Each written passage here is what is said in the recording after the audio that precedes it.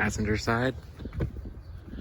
I'm using the same, I'm gonna use the same amount of force on both sides. I'm actually pushing pretty hard on this mirror. And it has some tolerance there, obviously, so that if you hit a post or something, you don't break it. If we go over here,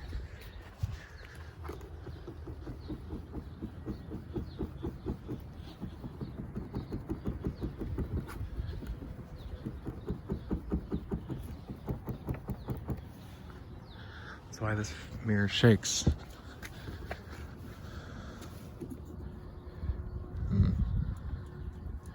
Mirror itself, the lens itself moves.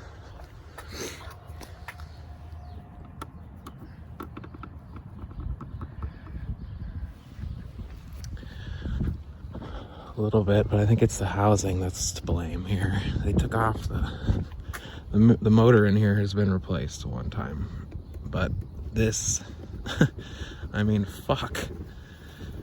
If it's windy out, I mean, just look at this thing. This is ridiculous.